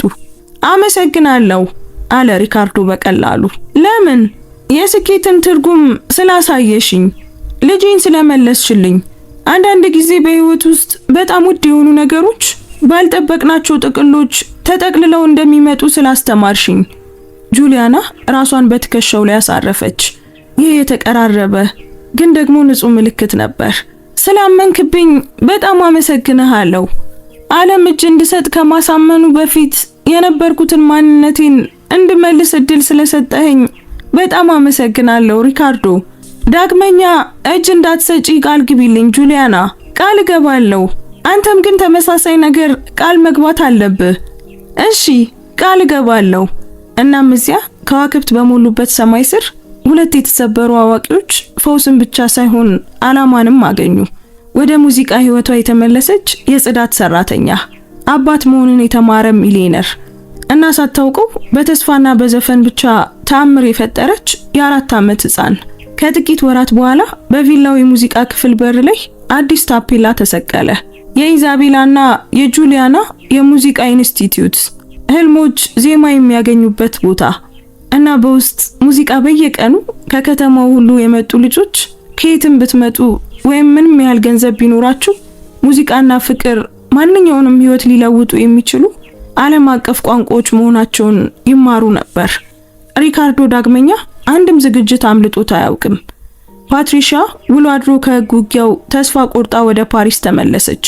ኢዛቤላን በረፍት ጊዜ ብቻ እየጎበኘች ከልጇ ጋር በልጇ ፍላጎት መሰረት ግንኙነቷን ቀስ በቀስ እንደገና መገንባት ጀመረች። ኢዛቤል የከተማው ወጣቶች ኦርኬስትራ የመጀመሪያዋ ቫዮሊኒስት ሆነች። ወይዘሮ ማሪያና ኢንስቲትዩቱን በጽኑ ግን በፍቅር ይመሩት ነበር። ሄሌና የመዘመር ተሰጥኦ እንዳላት ታውቃ ከጁሊያና ጋር ትምህርት ጀምራለች እና ኢዛቤላ እሷ ያለምንም ቅድመ ሁኔታ እንደምትወደድ ህልሞቿ ዋጋ እንዳላቸው እና አንዳንድ ጊዜ ታምራት እርስ በርስ በሚፈለጉ ሰዎች መካከል ባልተጠበቀ ግንኙነት ተመስለው እንደሚመጡ አውቃ አደገች። ምክንያቱም በመጨረሻ የታሪክ ስለ ሚሊዮነርና ስለ ጽዳት ሰራተኛ አልነበረም። ስለ ፍቅር አዳኝ ኃይል፣ ስለ ሁለተኛ እድል እና ንጹህ ልብ ያላት አንዲት ህፃን በዙሪያ ያሉትን ሁሉ እጣ ፋንታ እንዴት መለወጥ እንደምትችል የሚያሳይ ታሪክ ነበር። ውድ ቤተሰቦቻችን የዛሬው ታሪካችን በዚሁ ተጠናቋል። ታሪኩን እንዴት አገኛችሁት? ወደዳችሁት? ምንስ ተማራችሁበት? እስኪ ኮሜንት ላይ ሐሳብ አስተያየታችሁን አስቀምጡልን። እዚህ ድረስ ከሰማችሁትና ከጨረሳችሁትም ጨርሻለሁ ያላችሁ ጻፉልን። አንዲት የደግነት ተግባር የሰውን ህይወት ትለውጣለች ብላችሁ የምታስቡ ከሆነ ይህ ቪዲዮ ለብዙ ሰዎች እንዲደርስና ሌሎችም እንዲማሩበት ላይክ እና ሼር አድርጉት። እንደዚህ አይነት አስደናቂ የሆኑ ታሪኮችን መስማት የምትወዱ ከሆነ ደግሞ አሁኑኑ ሰብስክራይብ በማድረግ ቤተሰባችንን ተቀላቀሉ። በየቀኑ የምንለቃቸው አዳዲስ ታሪኮች እንዳያመልጧችሁም የደውል ምልክቱን ተጫኑ። እናመሰግናለን። እንወዳችኋለን። ቸር ቆዩን።